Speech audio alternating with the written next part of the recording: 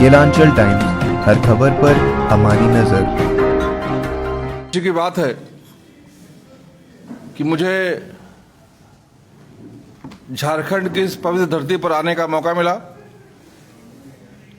राष्ट्रीय अध्यक्ष बनने के बाद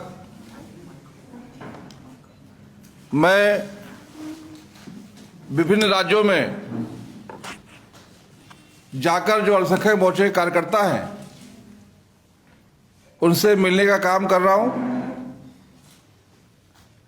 चूंकि ये जिम्मेदारी मेरे पास नई आई है, मैं भी अपने कार्यकर्ताओं के लिए नया हूं, कार्यकर्ता भी हमारे लिए नए हैं। राज्यों में किस प्रकार से संगठन का काम चल रहा है, राज्यों को केंद्र से क्या मदद चाहिए, कौन सी ऐसी नीति है, कौन सी ऐसी योजना है जिसमें हमें अमेंडमेंट की आवश्यकता है, कार्यकर्ताओं की कठिनाई क्या है, इन सब विषयों को जानने के लिए मैं प्रदेश भर में जा रहा हूं। अभी 3 दिवसीय दौरा करके बिहार से मैं आज यहां पर आया हूं। मेरा यहां पर आने का मुख्य कारण जो हमारी टीम है उनसे संवाद करना है। मेरे कार्यकाल में मैंने क्या प्राथमिकताएं तय की हैं, हमें किस डायरेक्शन में पहले जाना है, उस विषय में हमारे कार्यकर्ताओं से चर्चा करना है। आज जो हमारे प्रदेश अध्यक्ष हैं अनवर साहब, उन्होंने यहाँ पर कार्य समिति की बैठक भी बुलाई थी।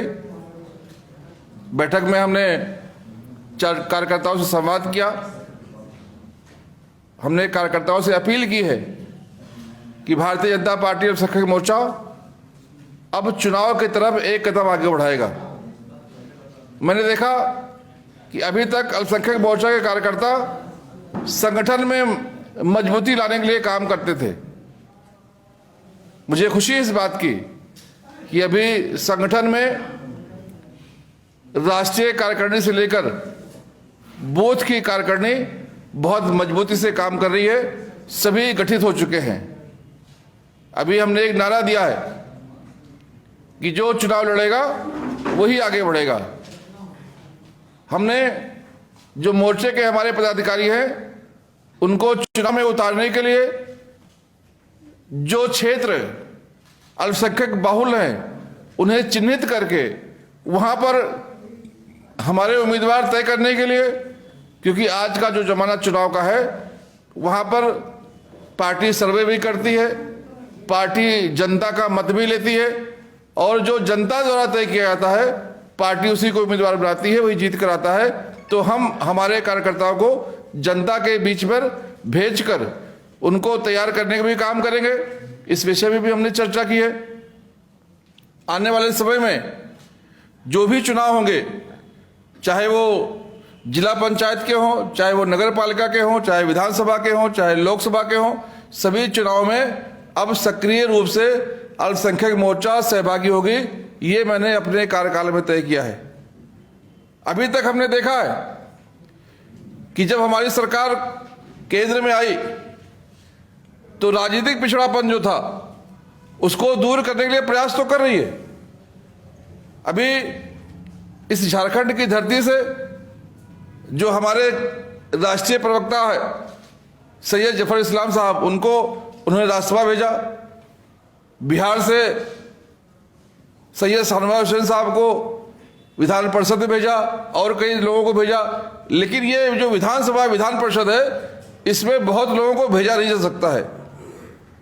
कांग्रेस और बाकी पार्टियों के राज्यों में मुसलमान उनके साथ रहकर राजनीतिक रूप से बहुत पिछड़ गया है। हमारी संख्या पंचायत से लेकर पार्लियामेंट तक कम होती जा रही है।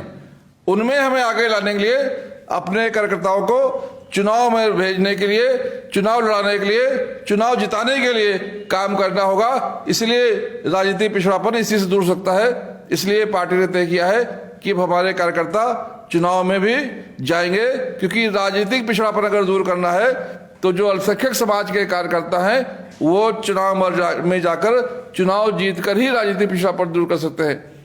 आर्थिक पिछड़ापन, शैक्षणिक पिछड़ापन दूर करने के लिए केंद्र सरकार ने, जब हमारी यहाँ राज्य में सरकार थी, राज्य सरकारों ने बहुत काम किए हैं।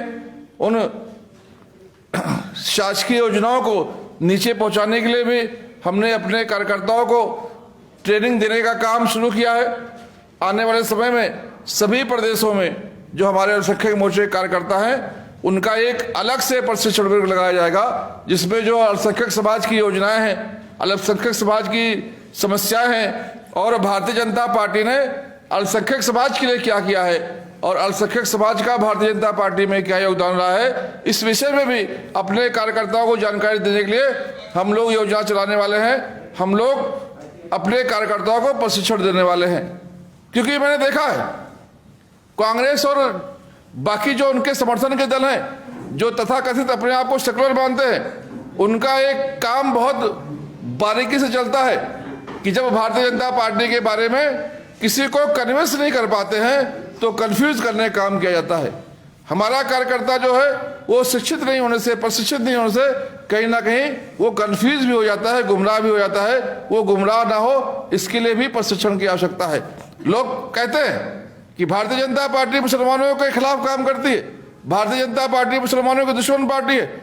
मैं अपने कार्यकर्ताओं को प्रशिक्षण के माध्यम से ये बताऊंगा, ये सिखाने का काम करूंगा कि ये भारतीय जनता पार्टी जो है ये मुसलमानों की सगी अपनी पार्टी है, क्योंकि भारतीय जनता पार्टी की स्थापना से लेकर आज तक भारतीय जनता पार्टी के नेताओं ने अल्पसंख्यक समाज को, विशेष रूप से मुसलमान समाज को करीब लाने का काम किया।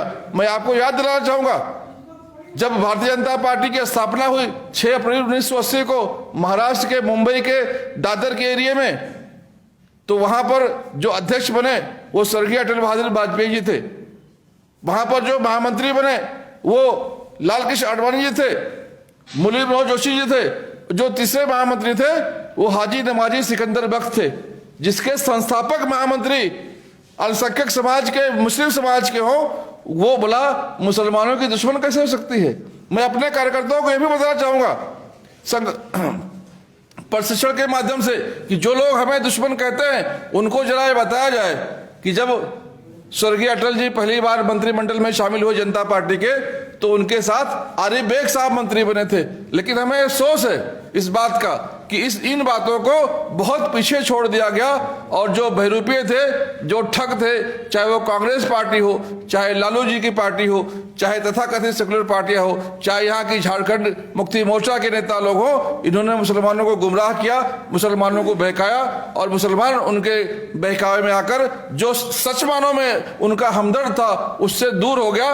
यही वजह है कि आज हमारी हालत, विशेष रूप से मुसलमान की हालत दलित और आदिवासी भाइयों से पिछड़ती हुई जा रही थी। मैं माननीय मोदी जी को धन्यवाद दूंगा कि योजनाओं के माध्यम से उन्होंने उनको आगे लाने का प्रयास शुरू किया है। अब उन योजनाओं को नीचे पहुंचाने के लिए हम अपने कार्यकर्ताओं के माध्यम से काम करेंगे। मैं आपके माध्यम से जो हमारे अल्पसंख्यक समाज के भाई हैं उनको आह्वान करूंगा कि माननीय मोदी जैसा एक नेता हमें मिला है जो पूरी दुनिया में भारत माता के नाम को रोशन कर रहा है। आज पूरा मुल्क ही नहीं, पूरा विश्व भारत से एक उम्मीद की तरफ से देख रहा है कि ये भारत देश, और भारत में जो प्रधानमंत्री माननीय मोदी जी ये देश का ही नहीं पूरे विश्व का नेतृत्व कर सकते हैं, पूरे विश्व को एक अच्छा नेता दे सकते हैं। मैं आपके माध्यम से मैं अपने सभी समाज के भाइयों को अपील करूंगा कि आए और माननीय मोदी जी के नेतृत्व को मजबूत बनाने के लिए काम करें। माननीय मोदी जी ने जो सपना देखा है, एक ऐसा भारत, न्यू इंडिया, जिसमें ना जातिवाद हो, ना दहशतवाद हो, ना आतंकवाद हो, ना कोई धर्म का विवाद हो, ना कोई मजहब का विवाद हो। ऐसा भारत जहां पर हिंदू, मुस्लिम, सिख, ईसाई सब लोग मिलकर भारत माता के तरक्की के लिए काम करें। हम सभी भारत माता के सुपुत्र मिलकर विकास के रास्ते पे चले। ऐसे में आह्वान के साथ आपके इस झारखंड के पावन भूमि पे आया हूं। मैं आपके माध्यम से अपने अल्पसंख्यक समाज के भाइयों से निवेदन करूंगा कि अभी बाकी सारे विवादों को छोड़कर हमें भारत माता की तरक्की के लिए एक साथ होना है, माननीय मोदी जी के हाथ को मजबूत करने के लिए एक साथ होना है। और जो ये तथाकथित सेकुलर पार्टी के लोग हैं जो रमजान में इफ्तारी तो करते हैं, टोपी भी लगाते हैं, हाजी रुमाल भी डालते हैं, लेकिन हमारे विकास के लिए काम नहीं करते हैं। ऐसे बहरूपियों को पहचान कर उनको बाहर करने की आवश्यकता है। हम सब मिलकर एक अच्छे मन से भारत के तरक्की के लिए, भारत माता के मजबूती के लिए काम करेंगे। मैं जहां भी जाता हूं, हमारे जो मीडिया के भाई हैं उनसे मिलने का काम करता हूं, क्योंकि मेरा ऐसा मानना है कि जो मीडिया है वो राजनीति में आईने का काम करता है। जब हम तैयार होते हैं तो आईने के सामने खड़े होते हैं, आईना हमें बताता है कि हमें फला कमी है, हम उसको ठीक करते हैं, जिससे कोई हमें कभी ना रह जाए। मैं भी आप सब बंधुओं से इसलिए मिल रहा हूं कि आप भी हमें ठीक करने का काम करें, आप भी हमारा मार्गदर्शन करें। हम आने वाले समय में और क्या हम अपने साथ जोड़ सकते हैं और हमारी दिशा को किस प्रकार से ठीक कर सकते हैं, मैं आप सबसे निवेदन करूंगा कि आप भी हमें मार्गदर्शन जरूर करें। केलांचल टाइम्स, हर खबर पर हमारी नजर।